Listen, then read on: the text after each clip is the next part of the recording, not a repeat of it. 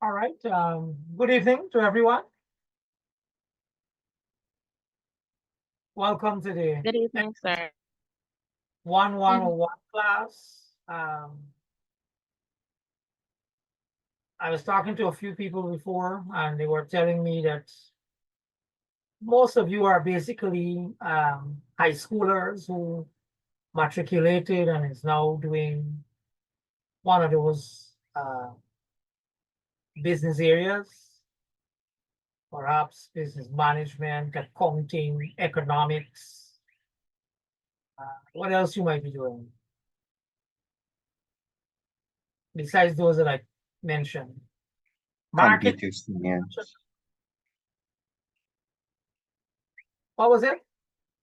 Computer science, sir. Oh, computer science. Okay, doing this course. All right. Yeah. So yeah. So no doubt you just came from either CXC or CSEC, or number you probably did CAPE, and you're now in this class, right? So welcome. I wish you well in your journey through Eugene. You all are the future businessmen, entrepreneur, accountants, economists. Somebody said computer science, computer scientists. You know, so I bid you welcome. But as soon as I started to talk, I'm noticing some messages about timetable. So I guess we should talk about that briefly.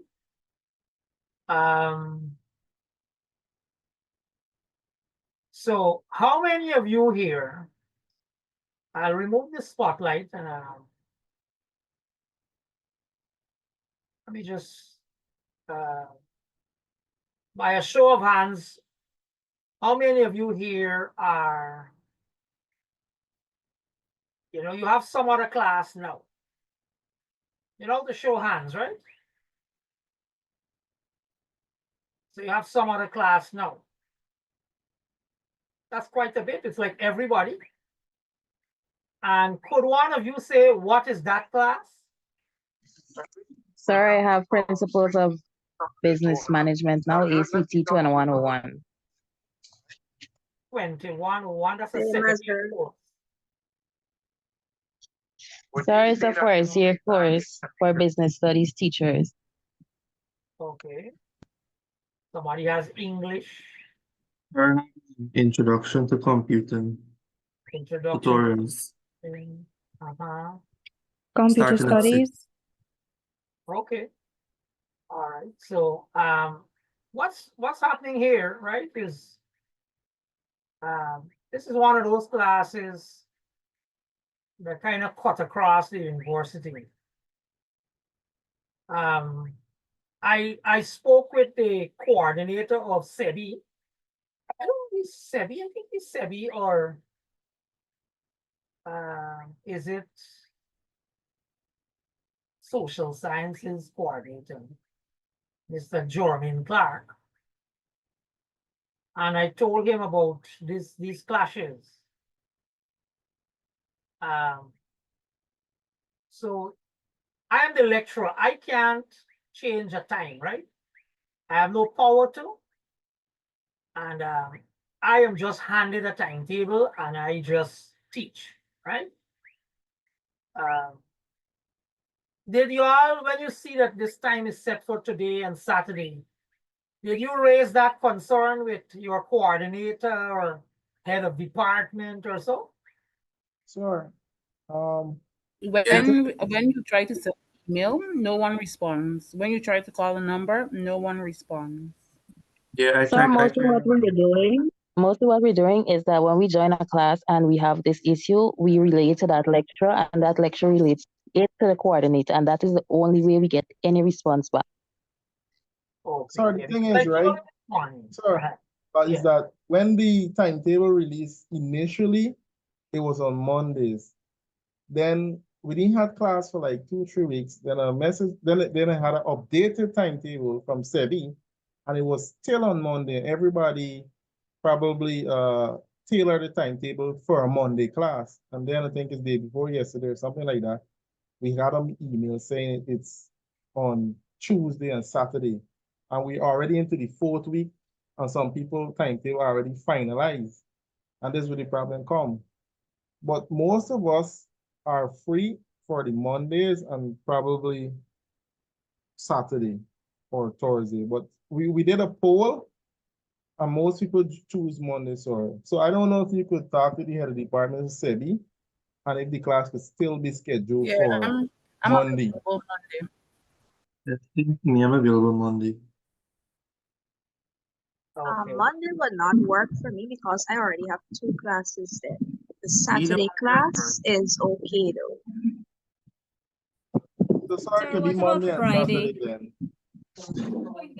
Friday, we are free on Friday, like for business. Yeah.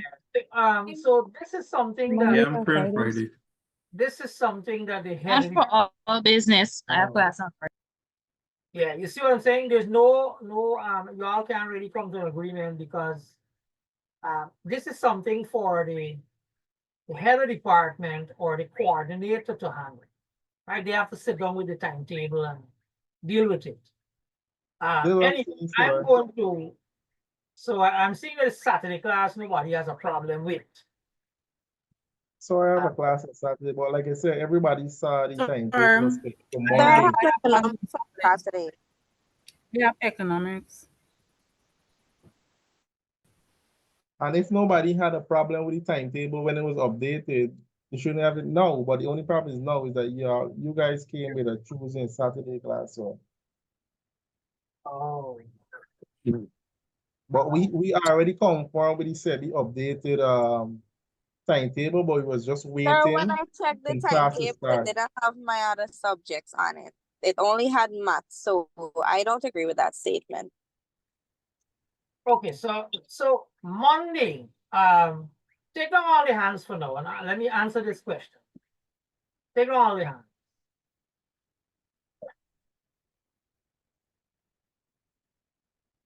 So if this class moves to Monday evening, how many of you have a class Monday evening the same time? Sir, I have tutorials around that time. Sir, I have 2 classes on Monday. Yeah, you see, the screen is full of hands for Monday. So Tuesday is out, Monday is out, Tuesday is out. What about Wednesday? Yeah, the screen is full again with hands. This is something that the coordinators got to handle. And what about a morning class? Like Monday morning. Sir, we have Sir, teachers Yeah, in the class, so that would be unavailable for the and teachers. I work as well. No disrespect for maths, but if I do maths in the morning, I'm dead for the day. I could tell you that because I did this course 4 years ago. I was always on a Saturday morning, and the rest of Saturday I was like the living dead with linear programming killing me out. I'm gonna tell you, sir. We don't can't work with your mood and your feeling, right? We got to work with availability of Yeah, time. but you gotta understand, we have many people here. You guys are 3 weeks late, right? Everybody's done set into times with their tutorial lectures and their main lectures, and then boom, you come change from Monday, and then you come Tuesday. I didn't mind doing a class on Saturday. I would do the classes if I have to, but at the same time, it's too many people, and they got too many people with too many choices. So where are we gonna stand with that? Yeah. Just all right. saying. So Sir, could you do I a poll spoke and with then this we morning, can right? get a fair idea what's going on? Yeah, I spoke with the coordinator this morning. I hope he's going to work on it. I'm going to call him back this evening. By the time I finish here, might be minutes to 9. I could call him in the morning again and see what could be done, right? Because I mean, they have an overview, he himself and the other heads of departments and so on, right? So yeah, take down your hands. You can't fix this. No. How about this, sir? Which I think would be a good middle point. Keep the Saturday class and flex sometime during the week with who you could flex with. Right. Friday. Sir, please excuse What me. could happen? What could happen? Hello. We could have this Saturday class where I do most of the teaching.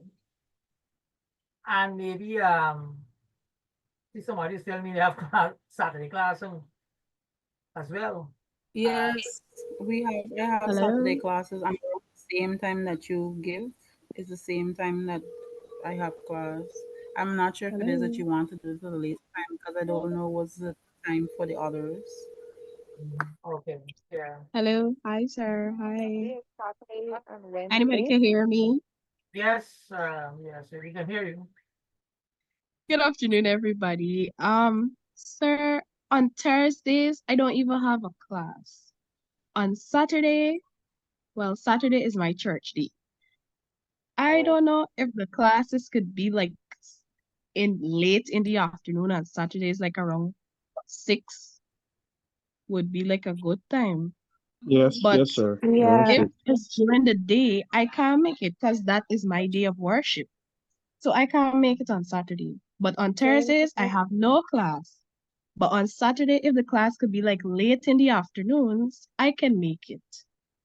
Like around 6, 7, the class could start. I don't know. It's just a suggestion. Suggestion. Okay. Hi, sir. Good evening. Uh, Well, actually, I'm a business studies major, and I'm teaching at the secondary school. And from Monday to Friday, I'm doing 6 courses, and all of those courses are filled for each day. The only one I was waiting was for business mathematics. I got the email.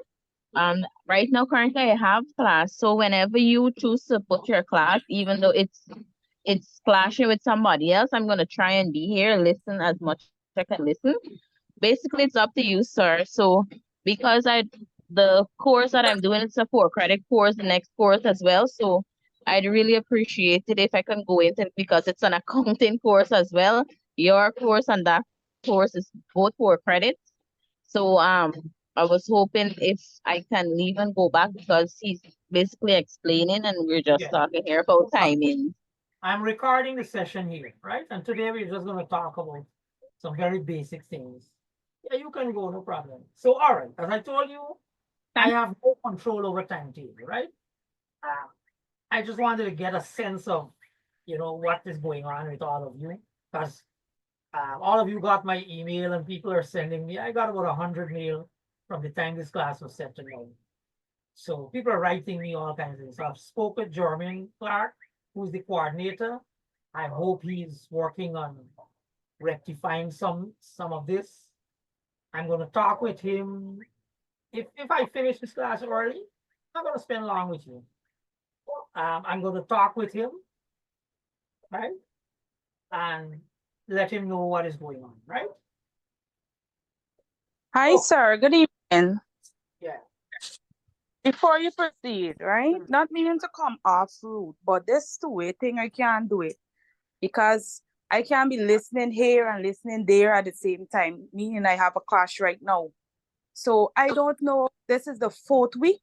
You need to get the act together because people are paying their monies, Yeah. right? This two-way thing, I can't do it, sir. I might sleep on aisle too. Yeah. I got to pay to someone, sir. Sorry, if you could fix it, I would really appreciate. Thank you. Yeah, I am going to pursue him, looking at what's going on here, right? And if he can come up with something that is workable for at least most courses.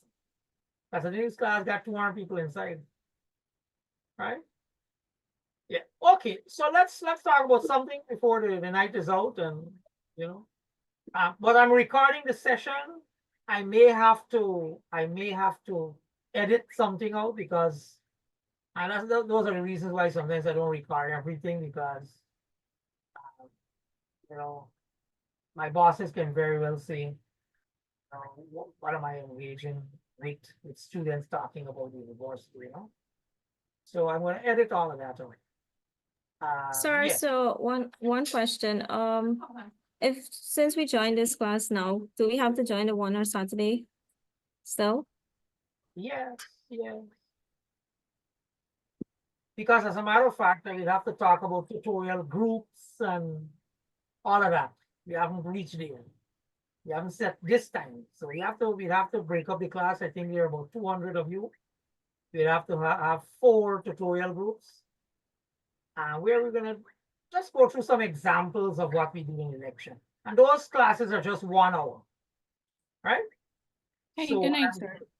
I'm going to talk to the lecturer and see if we can probably break up the class into probably 4 tutorial groups where we'll only meet for an hour. And then I can find a day that is, I mean, somebody said they're an Adventist here. And I'm wondering whether if I choose to do this class, let's just say Saturday evening. Let me just say, right? For the sake of gap. I do the lecture. Okay, somebody says Friday evening or Saturday evening. All right, give me a sense of how many of you would agree with a Friday evening class? Let's say Hi, 6. sir. Good night. Good night, sir. Good night, everyone. Just to recap on what everyone has said and reiterate on what everyone has said, even though Monday some persons might be free, Saturday some person might be free. I heard someone said, I think it was Kurt. He mentioned that we already have our timetable set. Remember, your class started 3 weeks after, and now everything is just messed up. Everything is just clashing. Everything is just clashing with everyone. So even though Friday might be free for Asana, Friday is not free for me. Well, that's all I want to So get us.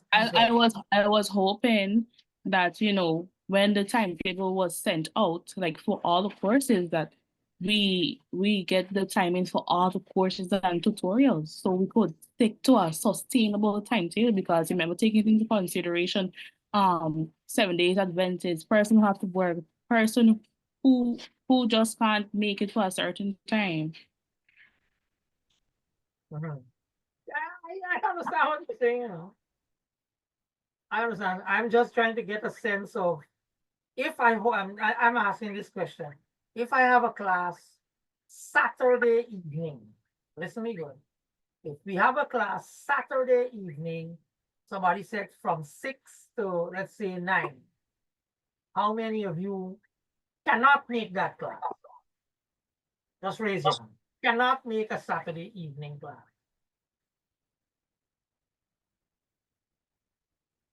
So I'm seeing 3 and 3, 6 and 3, 9. So 9 out of 200. Okay, it's increasing now. 2, 3 and 3, 6. Okay, 7 persons. So 7 persons out of 200. 3 and 3, 6. Okay, just here. 7 persons out of 200. Well, sorry to be out of 100 class. Not all 200 join this class right now. I know. There's about 104 people in the class. So of the 104, only 7 people can make a Saturday evening class. So that time seemed workable. Yes, sir. Because, sir, my question is, UG just got classes on Sunday? I will have a Sunday. Just like how you go to church on Saturday. Well, good. You see, sir? You see, sir? Pardon? No, I was saying that 6 to whatever time is workable, because anybody that's got any, like, it ain't got no class around that time from 6 to whatever time sir decide to. There's a very bad presidential setting there, Saturday night, really? Come on, man. If the class has to be early on Saturdays, let it be early on Saturdays. There's Thursday also very open day. I agree. On Saturdays, I cannot do it on I We can got upload on family people Saturday. I here. already. Good. Saturday morning is Listen to good. me. Hello, this is me, sir. I have a child. I'm also a family person as well, but I have a class scheduled for that. If I didn't have a class scheduled for that, fine, sure. I'll talk to your head of department and let's see what he can work on, right? Right? So yeah. However, the recording of the class is going to be available, right? And we're going to have some tutorial sessions that you can join. We're going to, I would say maybe Saturday or next week, we're going to break the class up into tutorial sessions. And during those sessions is where we're going to work some examples, right? And you're going to have a lot of clarification during those classes, right? So you'll have the video and you will have tutorial sessions. And we'll try to put the tutorial sessions on days that, people can actually attend, right? So that when we're working the examples, they can say, man, sir, could you do this back? Could you go through another example? That sort of thing, right? I'm going to put out some tutorial times. I'm going to even put up some mornings if anybody is available.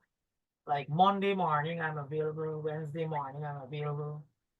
So I'm going to put up Friday morning, I'm available. UG has become this evening type of thing now, So, yeah. And if you put your name there, well, you'll come to that tutorial, right? Yeah. So those who have to go, if they have to go for whatever reason to another class, feel free, right? This particular discussion here that we're going to have is not so critical. I'm just going to review stuff that I expect you to know from high school, right? And A levels or wherever you come from, right? So it's this particular meeting with us is not so important, right? So I'm just going to walk you through some stuff that. Tell me if you can see my. Can you see my screen? Yes, sir. Yes, sir. Yes, sir. Great. Yeah. So as I said, before we can start, any kind of serious study that involves business mathematics, I just have to ensure, and you yourself have to ensure that you are able to master some very basic mathematics that you should have learned as far back as your elementary or primary school, right? I'm seeing Cork, your hand is still up? My bad. Oh, okay. Yeah. So I want to start with some very basic stuff. And I want to start talking about, whether persons can deal with decimal numbers. Right? Now, what do I mean when I say you can handle decimal numbers? Now, you are not, and this course is not to teach teachers how to, help little children to add, subtract, multiply, and divide decimal numbers. So we're not going to say, how do you add decimal numbers? You have 2.25 plus 100.451 plus, you have a string of them, showing a total 50.75. And you have to set them down 2.25, 100.451, and what, 50.75. And you're going to add them up, right? You're going to add them up, using some ancient arithmetic that elementary school children learn, right? No, you are not training here to be a teacher of arithmetic, right? Also, if you all are on jobs, right? All of you here, let's say you're working somewhere, right? even if you're not working, and you have to do arithmetic like this, you have some decimal numbers, and you have to add them up. What do you do? Anybody? What do you do? So you're in the office and the boss walks in and say, "Hey, add up these numbers for me quickly." What do you do? You just punch it in the calculator. Use the Anybody? calculator, sir. Exactly. You are at a stage where we have the technology, right? You wouldn't want to lay out this problem, you know, put your decimal point here and here, you know, and make sure they're aligned, and then you're adding 1 and come down 5 and 5 and 5, 15, and you know, cross. No, right? As a matter of fact, some of you are going to grow up, and I wish you well, and you are going to become managers. You're going to become, as we mentioned, economists, you know, businessmen, of entrepreneurs who are going to all kinds of ventures, and you are going to have, well, not just your cell phone with you. You're going to have computers.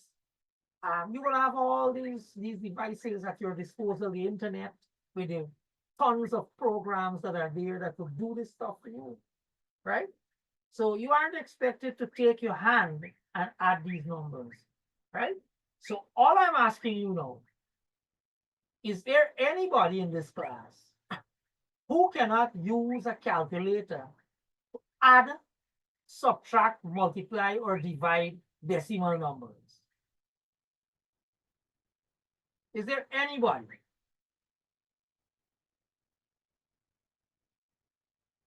Do you want me to show you how, if you have to add 2.25 plus 100.451 plus 50.75 using a calculator? Do you want, anybody wants help with that? Somebody can answer for the rest. Say something.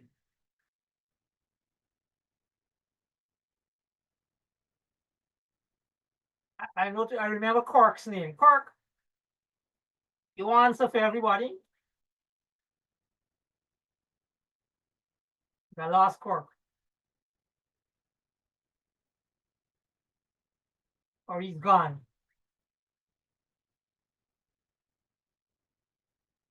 Or if you can't do that at this point in time, then something else.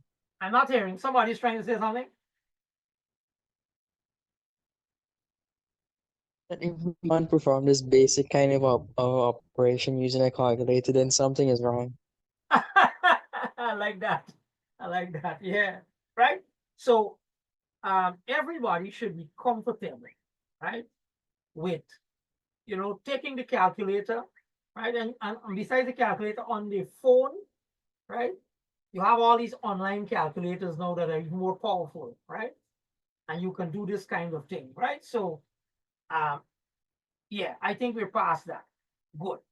When it comes to, okay, let's say we talk about decimal numbers again, but when it comes to rounding decimal numbers, especially since we're going to deal a lot with money, right? I mean, sometimes rounding can be difficult, and when this thing about significant figures and so can be difficult, but at least do this. If you do a calculation, you do some kind of calculation, and let's say with money, right? Money, so we put our dollar sign, and you end up with, okay, $1,005, and maybe for some reason you got this. So you wouldn't write, you know, this amount of money with a third decimal place, right? Because I think the banks still keep cents, right? The banks still keep cents. Do they well, I haven't paid attention to my bank statement of recent. But do they in your bank statement, or anybody here big enough to have a bank statement? Any one of you? Do they keep the cents? Sure, Still? they still do. Yes, sir. Yes, I think so. I somehow I remember seeing cents online. So all you got to know is how to round this number to 2 decimal places, right? Up to the nearest cent. That's the hardest thing you would ever do. So all you got to remember is that, okay, if this third digit here is less than 5, you just don't round up the cents digit, right? Is that clear? So you just put, okay, $1,005.72. Just drop the 1. If instead you had, let's say you had something like this now, maybe $1,005. All right, 8.728.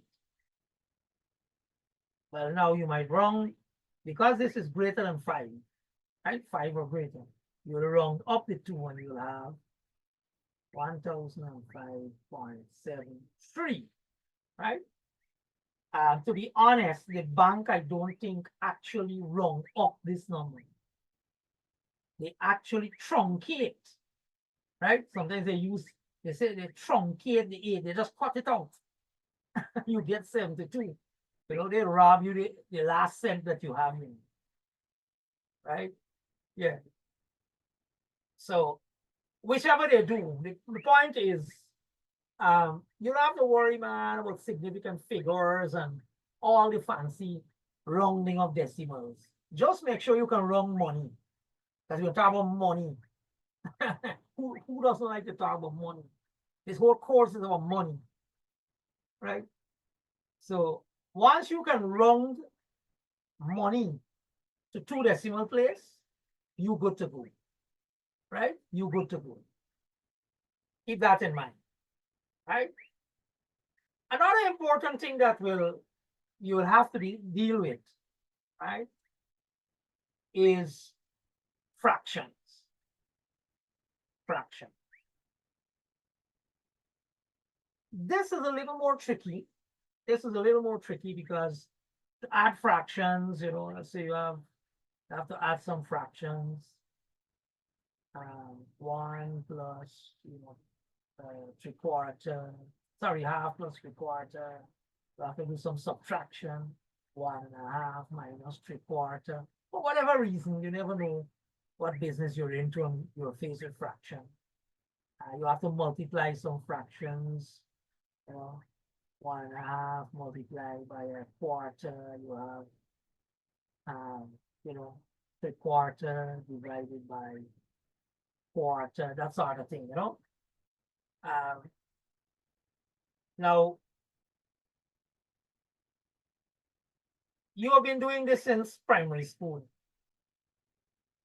right? You've been doing this since primary school.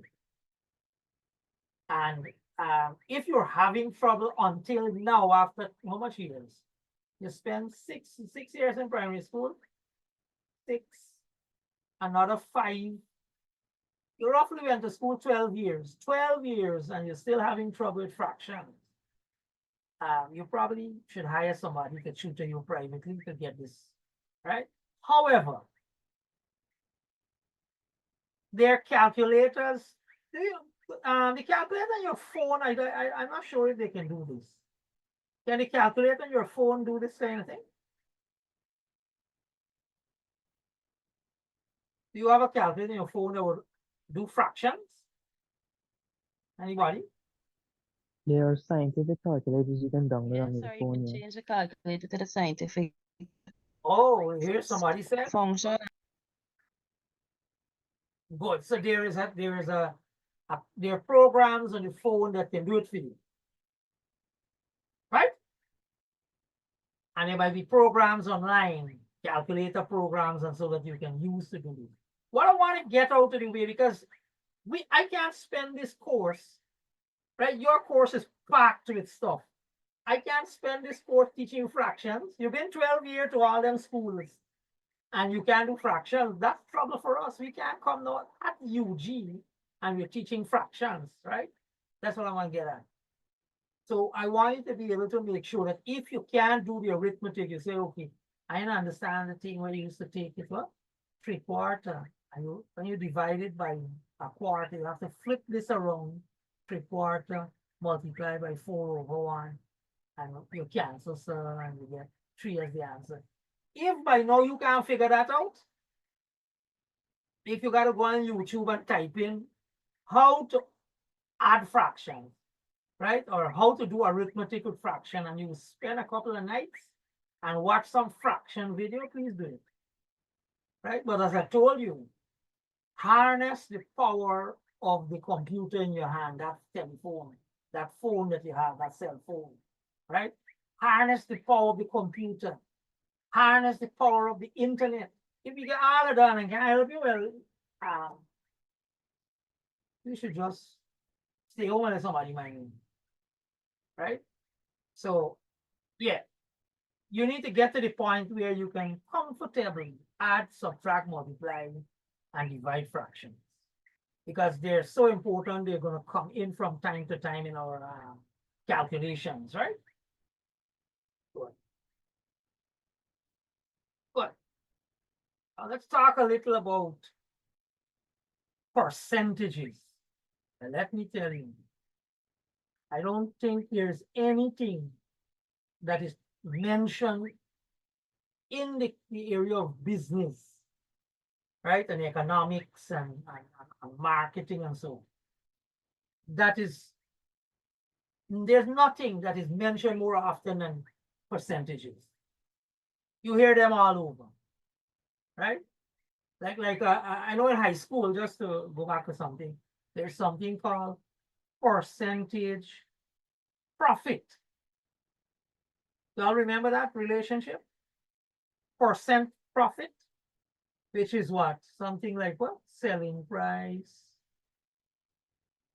subtract cost price, something like this. Tell me if you remember these things over the cost price. I think all of this has to be multiplied by 100. All of it multiplied by 100%. Start showing up there already. Anybody remember this? Percent profit.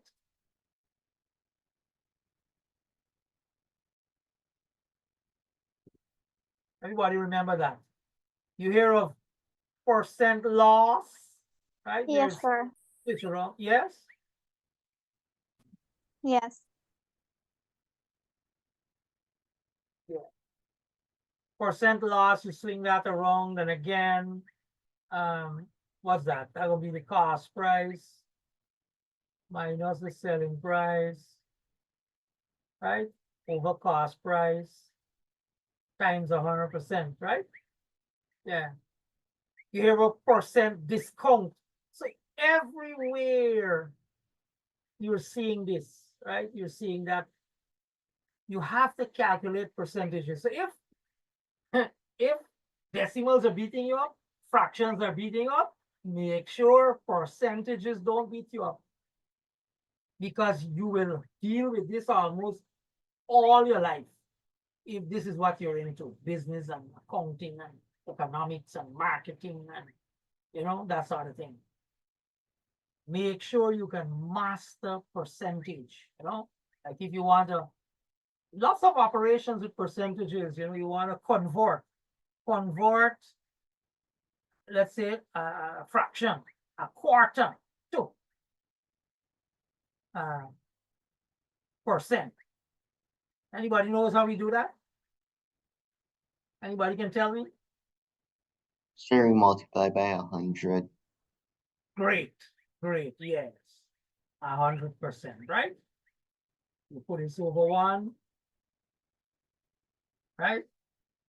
4 ones, 4, 25, you know, equal to 25%, right? Similarly, if you were asked to convert, let's say, you could have a decimal too, right? 0.75 to a %. Same thing that my good friend said just now, 0.75 multiplied by 100%, and you get 75%, right? And all of this the calculator is going to do, right? But you got to know how do you do it, right? What do you multiply by or divide by or whatever the case may be, all right? So don't underestimate, you know, the importance of percentages, right? Keep that in mind. And there are going to be some other, you know, things that basic arithmetic that you have to learn, But these are some basics, as I said. Decimals, use your calculator. Know to round them to the nearest cent, right? So we can deal a lot with money. Then I mentioned fractions. If you're having trouble with that after 12 years of schooling, please get some remedial teaching, somebody to teach you it. Live on YouTube for a couple of days, get it cleared up. But remember, harness the power of a calculator, computer, or the internet to help you with these things, right? But I'll tell you, just imagine, you all grow up. A couple of youngsters are you here. You grow up and you're a big manager. And the people in the company realize you having trouble adding fractions. How would they view you, So you can't, you came up with this great business idea and you're pursuing it and so on. You can't handle basic calculation, fractions and decimals. You're gonna have trouble, right? Any one of you here watch Shark Tank? Anybody watch Shark Tank in here? Yes, sir. I've seen some episodes of Shark Tank already. Okay, yeah, I'm a fan of it. I love it, right? I don't miss a single episode. You go in front of those sharks. You want money for, your idea, right? Your business idea, or you have a business already, but you want some money to, grow it or get into retail or launch a product. When you see you stand up there and a man talking about this percent equity they want in your business, and you don't know what is equity, all of this equity, right? I say they want 10%, like Mr. Wonderful likes to say. If he doesn't get at least 10% in a business, he doesn't wake up in the morning, it doesn't make him get off his bed for anything less than 10%. What is he talking about? You got to be comfortable with a term like equity, right? You got to know what that is. And you got to, when he said 10% with equity, what does he mean? You have to know that, right? Yeah. I encourage all of you, to that show is a real motivation, right? You will see some very, very simple ideas that make millions, and I'm not talking about millions of Ghana dollars, right? Millions of US dollars. I'll give you one of them that I never forget.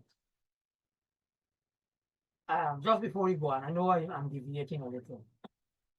There was this couple, and they went there they realized that a lot of them would do a little shaving in the bathroom, right? They'll shave and sew in the bathroom, and there's always hair clogging up the outlet pipe. So they came up with a little idea where they put something, right? And they make a little chain then, a little chain like, right? And the chain has a stick on it. So stick it onto the bathroom and let the chain run down. I think the thing sticks on the floor. And let the chain run down the pipe. And as hair goes in there, it kind of tangle up on the chain. And what you do, you pull it out, you take it and you throw it in the bin, right? And the thing, I think, costs about $2-3, like people buy it for, right? The people said that they were able to sell 14 million US dollars of that thing. When you hear, I'm sure when you hear about some little gadget that catches hair in a bathroom, you're disgusted by it, right? That's how we Guyanese think. Everything we disgusted by. But those people made that little thing and they were able to sell $14 million in product. Yeah, I want to change that too. Change this to Guyana money, right? And you will see how much money we're talking about by that little gadget, right? So yeah, I hope one of you or more of you will innovate and be able to make products that one of these days can hit the national and for the international market in due time, And we have, I'll tell you something, Guyana has a whole lot of things that we can do and we can sell. We can, manufacture and sell, not just locally here, but internationally, right? And we are doing it, But I want somebody from this class and a few of you to innovate to that extent eventually, right? All right. So we talked there a little about percentages and so on, right? And you're gonna hear a lot more, we're gonna do a lot of calculations that involve percentages and so on, right? Besides arithmetic, you're gonna need a little bit of algebra, and I shouldn't say a little bit, right? Algebra. You're gonna need quite a bit of algebra. As a matter of fact, what they call it when you look on the internet, and so they call it business mathematics. Somebody saying something? Oh, yeah. You're not going to hear them talk about business mathematics. You'll hear they call it financial mathematics. And let me tell you something. If you see how far they have made use of mathematics, right, in the business world, right, in the financial world, you will be left awestruck.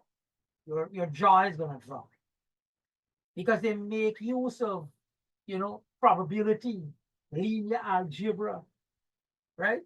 To that extent where they do a lot of people who are into investing, and so they make use of the mathematics to help them make investments, right? I'm going to show you some examples as we go through the course. I'm going to show you how they're using, heavy mathematics, right? Linear algebra being a very big thing. I think in this course, you will see linear algebra. Well, the part about matrices is really, that's part of linear algebra. You'll see, and you're going to only be learning the very basics, right? You aren't ready for that yet. In about 3-4 years from now, you're going to be able to handle that sort of thing, right? Where they talk about stochastic processes and probability, theories and so that they use to make predictions about the growth of stocks and so, right? You want to learn about it, don't worry yourself. You want to learn about them. And then in about 4 years' time, as you learn more new terms and what they mean and the mathematics related to them and so, well, you'll grasp the jargon that they use in business, right? But when it comes to algebra, you're going to deal with a lot of equations, right? And you'll have to know how to handle these equations. For example, you'll have to know how to substitute in equations.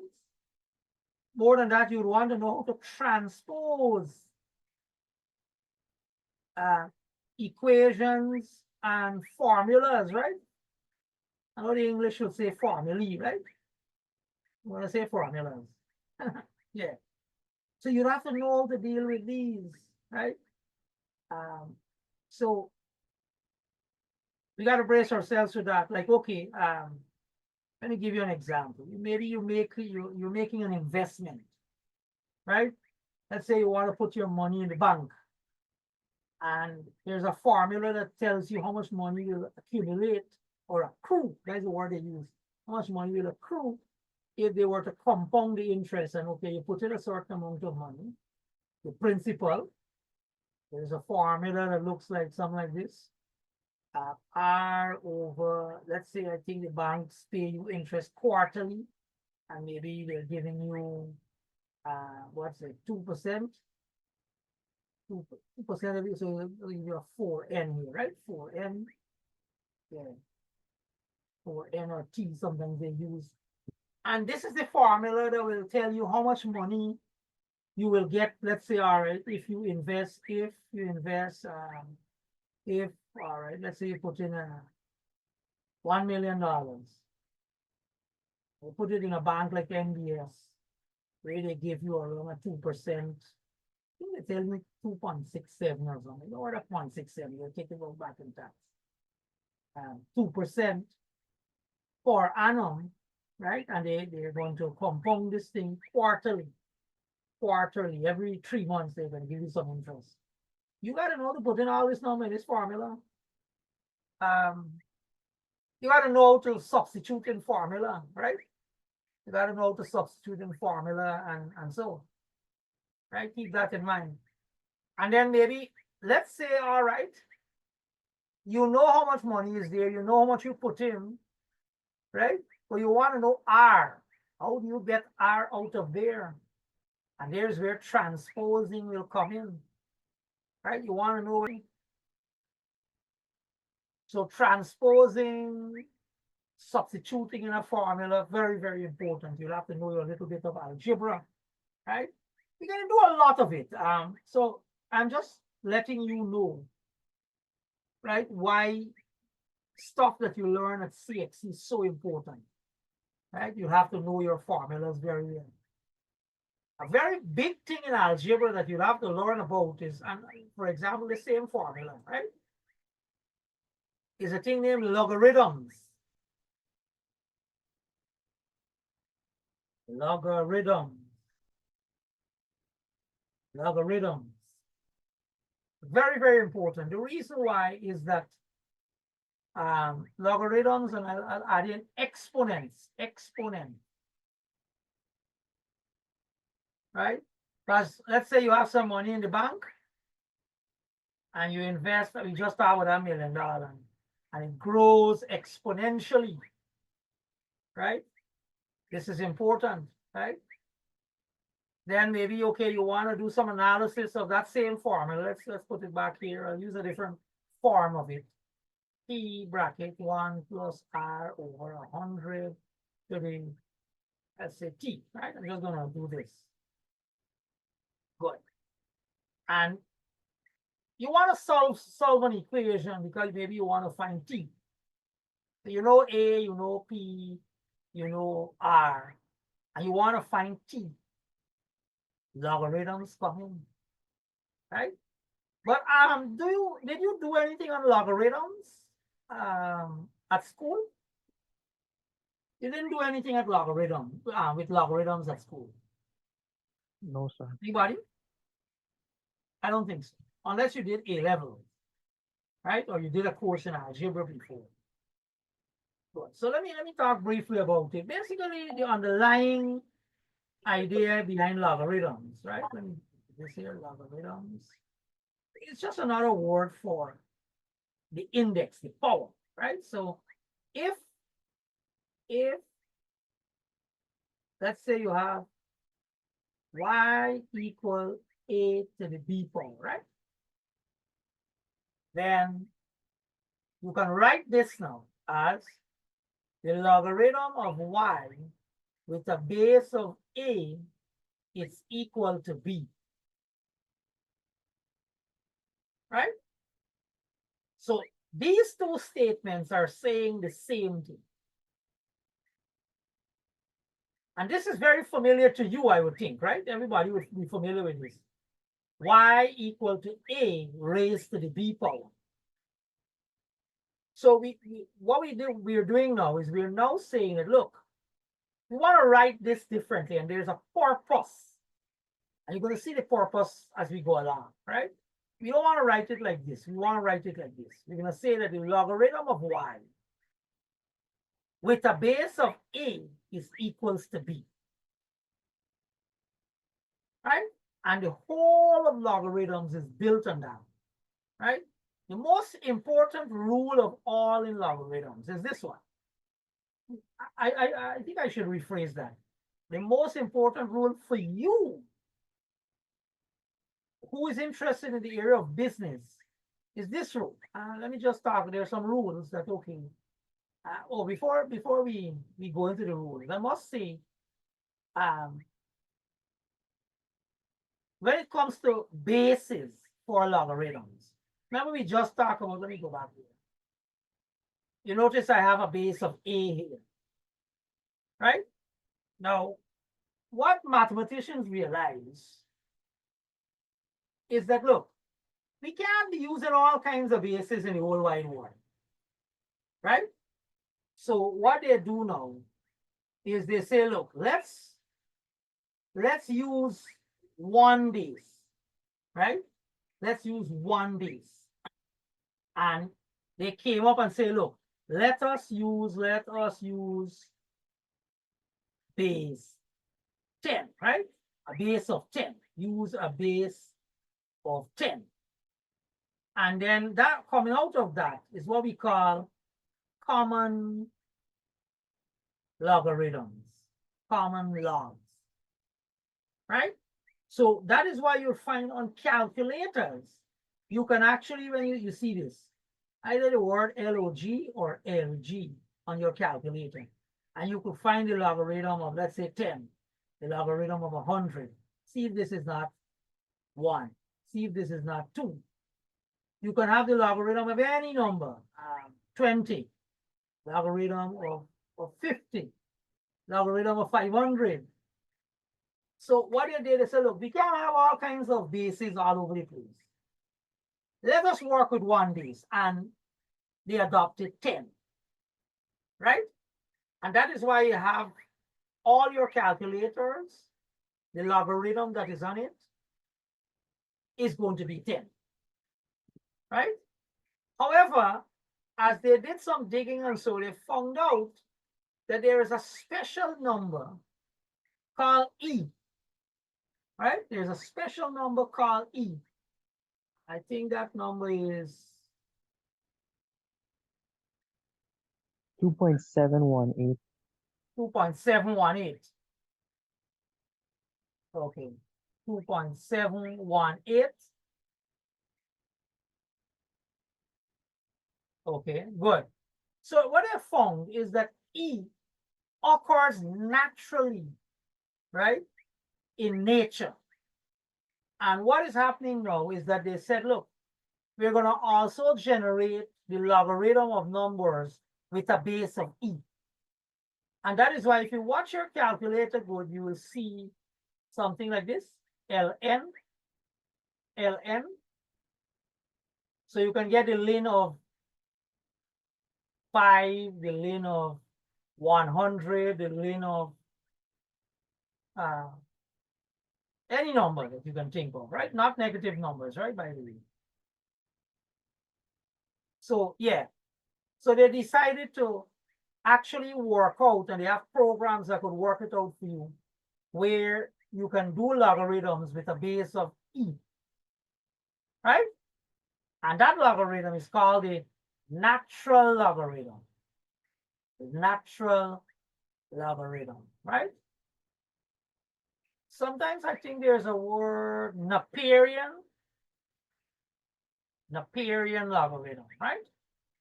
You'll see that word some places, right? Napierian. I think it's Napierian. Yeah, right?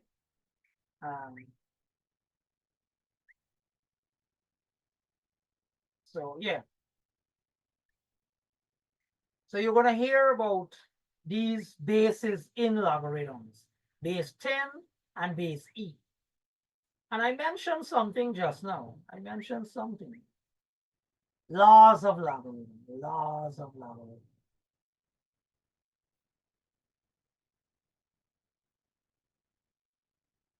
That's not yeah. Laws of logarithm.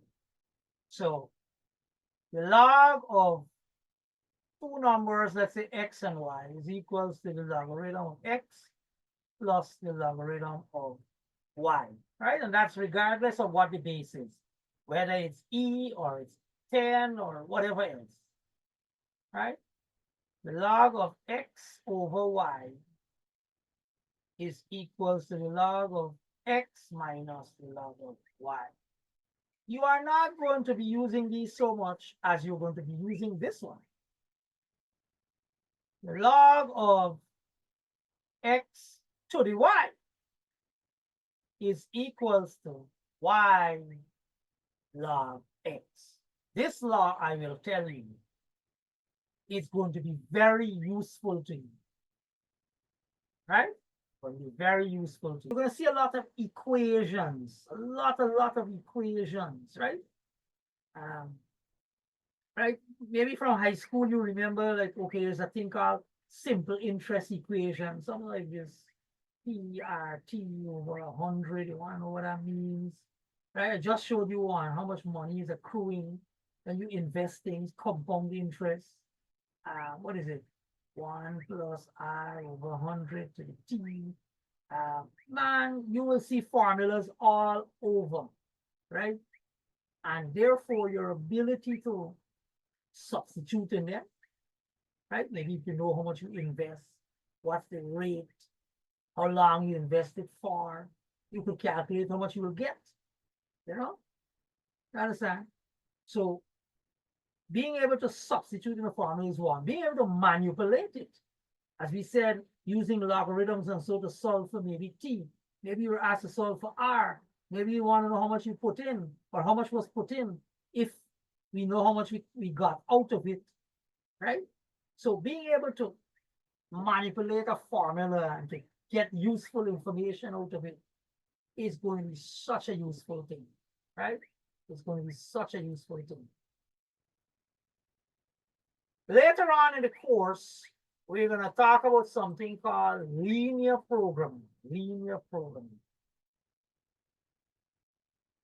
Linear programming. Right? But I want to focus on this word. Linear or lines. Lines. Right? And really and truly, well, from high school, I would think you remember lines and the general equation of them, right? Y equal mx plus c, and so you remember that? If you have a line y equal 2x plus 1, right? That's a line of gradient 2 and y-intercept 1, right? You have to be familiar with that. I think you also did something called simultaneous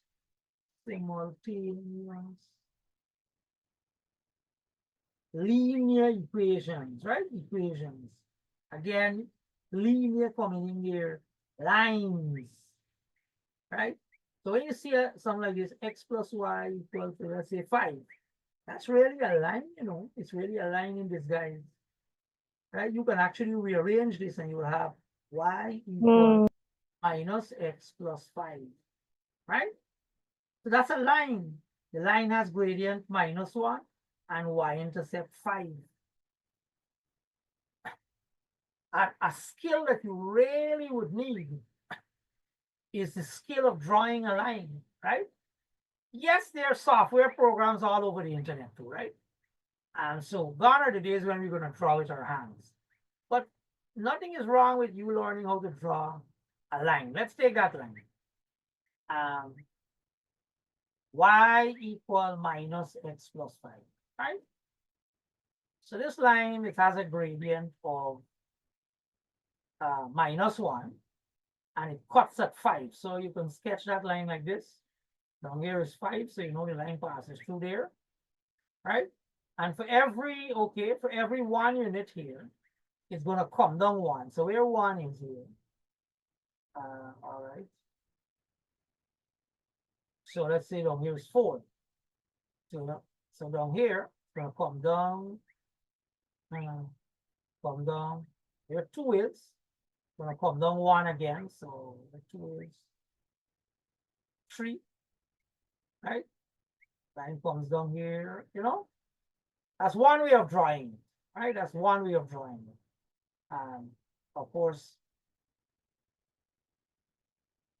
it will come and cut here too, right? 5.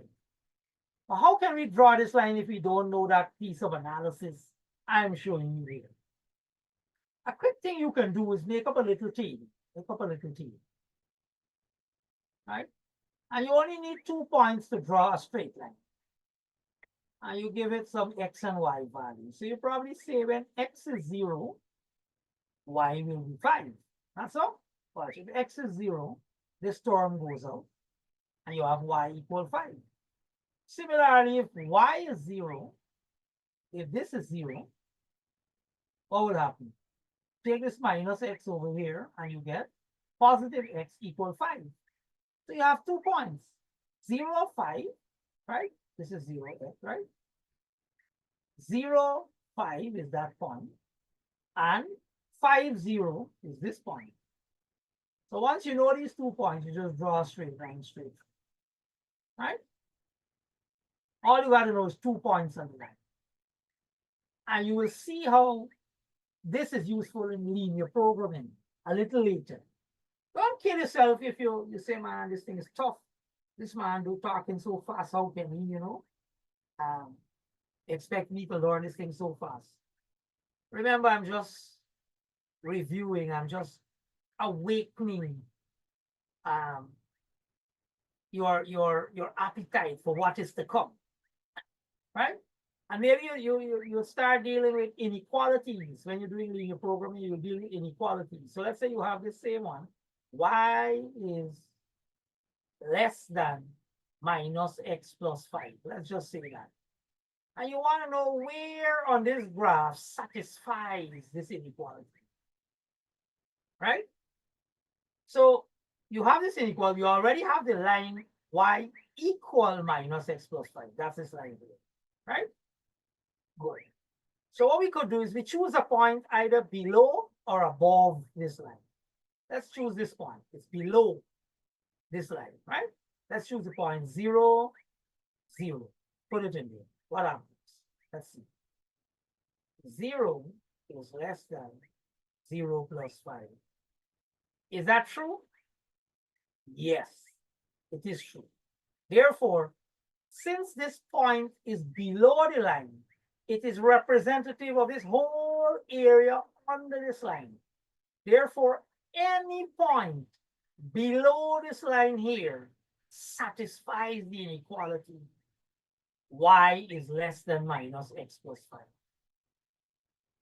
And you will see how this is going to be valuable later on. Right? Good. Somebody's trying to say something. Somebody's trying to say something.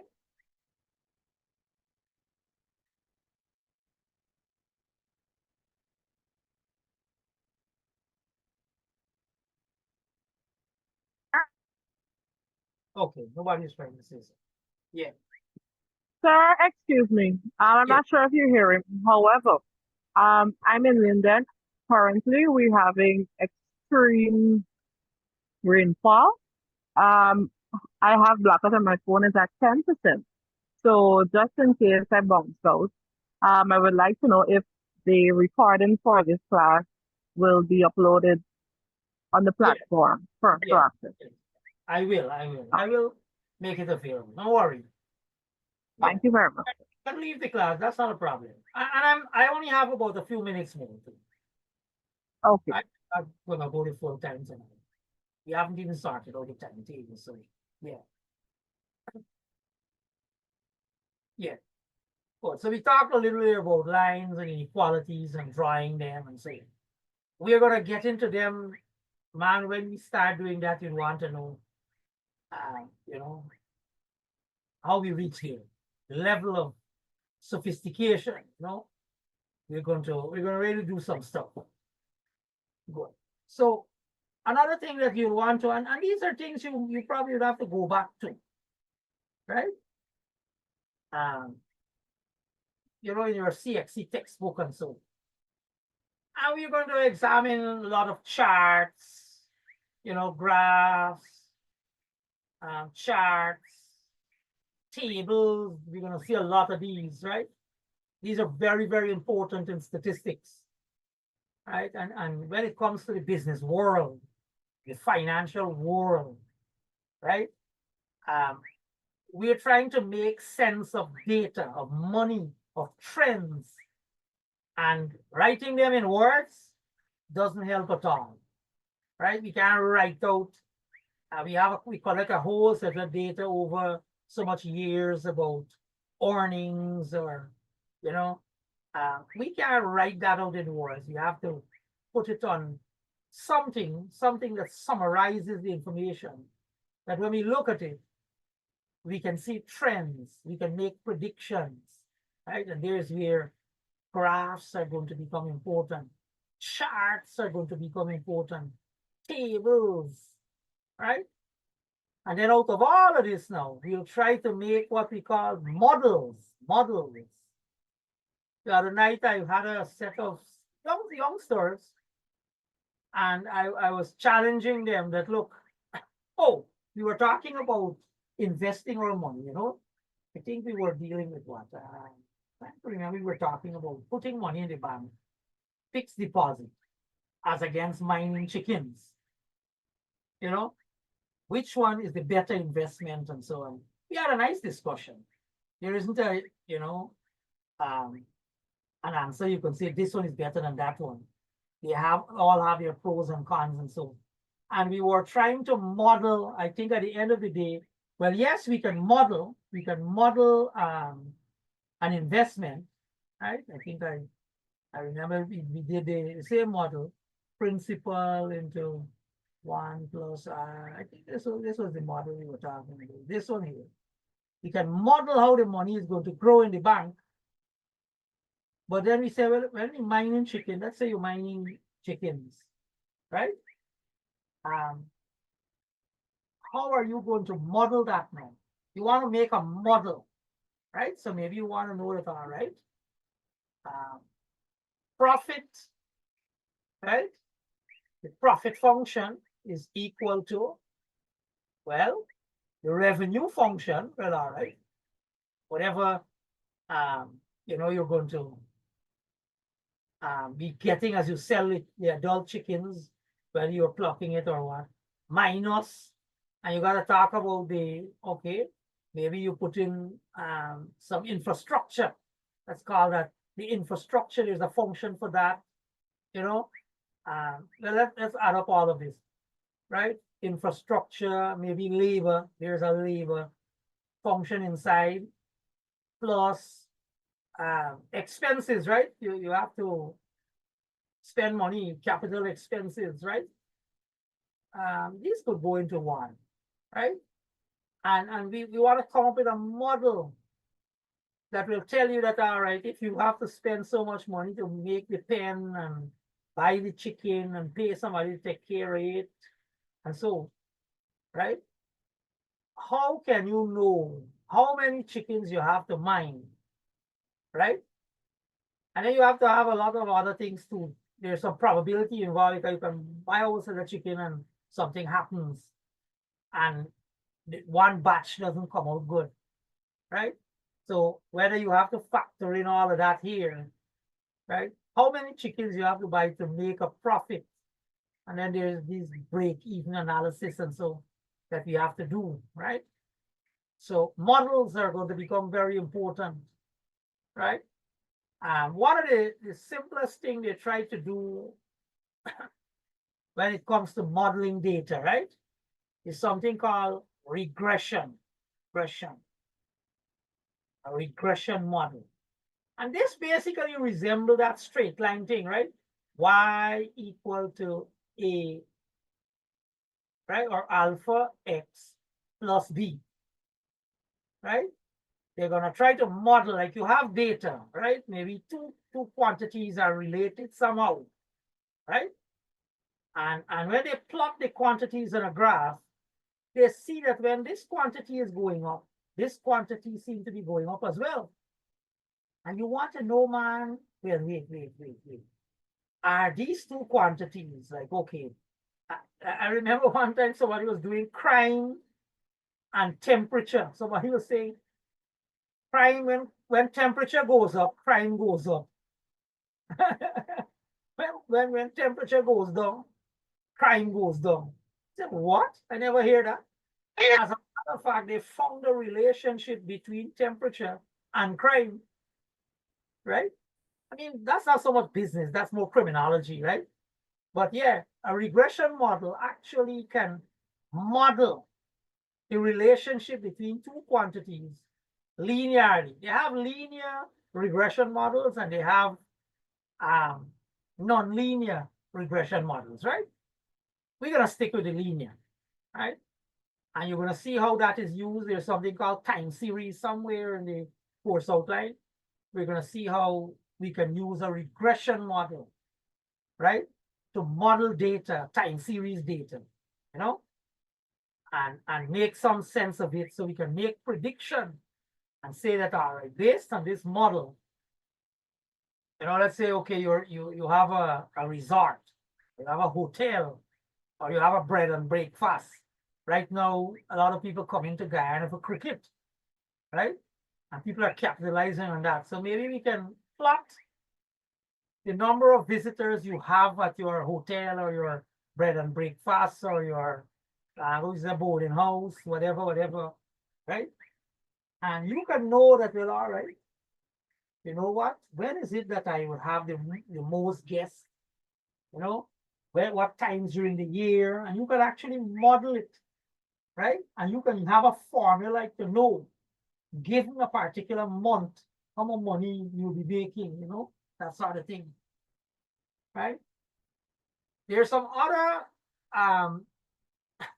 statistics that you can use, and we're not gonna get into too much of them. We're gonna talk a little about averages. And I remember this is something you probably learn in high school. We talk about averages a lot, right? And you get all kinds of averages you hear about. Simple average, right? You hear about what is it? Weighted. Well, they call it weighted mean, right? But it's okay, it's an average. Weighted mean, like your what do you call it? Your GPA is a weighted mean. I'll give you the example. Maybe Saturday we're gonna do that, right? Weighted mean. There's something called geometric mean. Right? These have uses. Later on, I think when we do time series data, you're going to hear about moving averages. This is a big thing. This is a big thing in making predictions of, you know, how stocks are going to move and how money is going to change. I'm talking about one money against the other. So I'll show you some examples. Don't worry for yourself, right? All of these are going to be things that you'll want to brush up if you have an old CXC textbook. Brush up these things, you know. Go back to your arithmetic. Go back to your little bit of algebra. Logarithms is going to puzzle you, so I'm going to have to spend a little time to explain how you use logarithms in your calculation, right? I'll go very slow when I'm going to deal with that, right? Most of the algebra, I'll go very slow. And I'm not going to, this course is just a 4-year course. It's not going to be very heavy, right? It's going to be very easy stuff. Just using a formula, you know, interpreting a simple problem involving percentages and so on. Don't worry, right? And we're going to do a little bit of, I think there's time series in the course outline, maybe a couple of weeks from now, maybe next week or the other week. And you're going to be able to see how that can be used to forecast or make predictions about, you know, well, your business or trends in money and that sort of thing, right? Good. So I've said quite a bit. So I think we should pause there.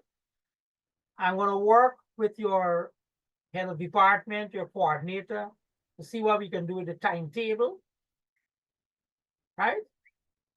And we're going to take it from here, right? I'll keep you up to date with what's going on the chat and on Moodle, right? I'll put up some notes and all of that. Yes, I'm seeing some hands raising already. Yes, sir.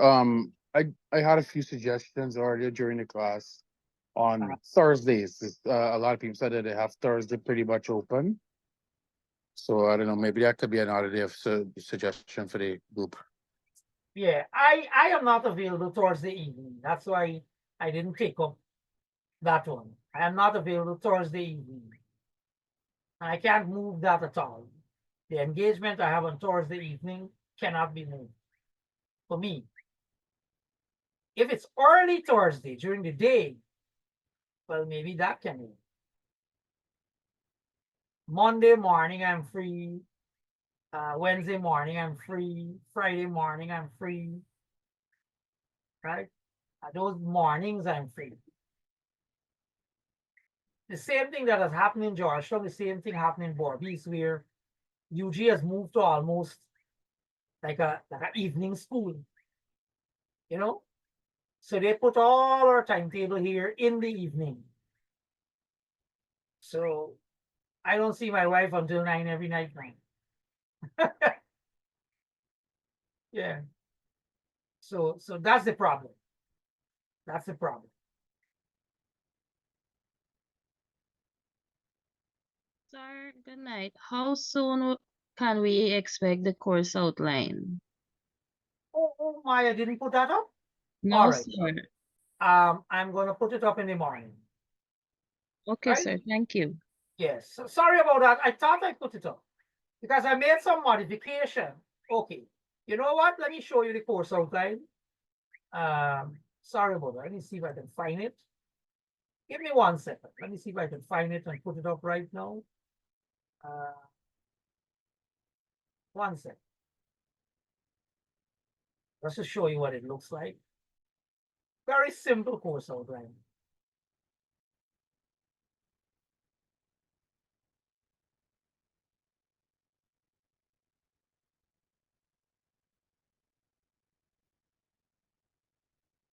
Yeah. I'm gonna put it up in the morning. Maybe before I go in. Before I leave here. I'm gonna put it up, right? So this is the course ready. Right? So you see week 1, review of essential mathematics. Right? We'll do about 2 weeks of financial mathematics. We'll do a bit of forecasting. Very, very, very easy stuff. Nothing hard. Nothing hard. Right? You're gonna have a test 1 somewhere around here. And we'll get into some matrices. Spend a while on matrices. Then we're gonna have another test. Then we're gonna do linear programming. That'll take a couple of weeks. We have another test. Then we'll do a bit of calculus. And then we'll have another test, right? The original course outline, I think, had 2 tests and a final exam. I am not going to do that. I'm going to deviate from that and have 4 class tests, right? They're going to be 25% each. Right? And they're more modular in nature, in that after we do financial mathematics, right, and forecasting time series, the test is only going to be on this from essentials of mathematics, financial mathematics, forecasting. The test is only going to be on this, right? When we come to test 2, the test is only going to be on matrices. I'm not going to test you on financial mathematics. We're done with that. Is that clear? Test 3 is only going to be on linear programming and whatever else, right? Test 4 is only going to be on calculus. Right? So it's going to be easier for you to do better. Clear? Sir, Sir. yes, sir. Yes, I sir. would like to tell all the students to tell you thank you, because I went through this course before 4 years ago, 2019, I believe, or 5 years. And they put everything together in a final exam, and it was the worst thing you could imagine. But thank you very much, sir, for splitting it up like that. I'm very, very appreciative of that. Yeah. Yeah. Right? And the exam, I'm not sure. I'm going to clarify this with my bosses.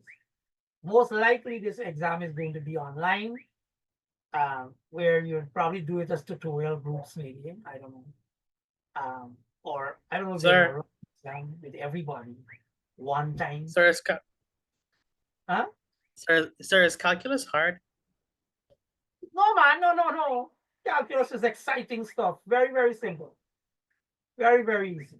You don't worry about it.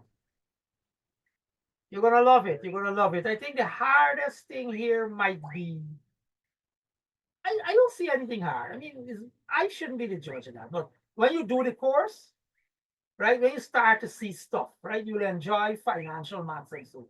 When we start to do our little bits, right, and you see how useful the mathematics is, you're gonna like everything, right? You're gonna like everything. Don't worry yourself. Yeah, most likely it's going to be a multiple choice test because I can mark 200 people, you know, by hand. If you have to work out stuff, it might be as I said, multiple choice. It can very well be online, right? You can have your calculator. I have no problem with you using a calculator. Well, you know, there's other things online that you can use, and so, right? But the question is going to be said that AIs might not help you much.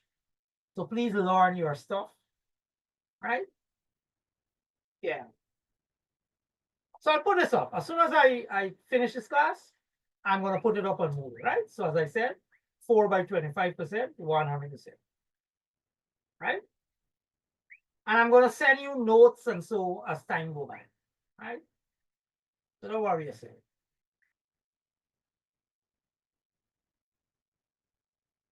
Any more questions before we go?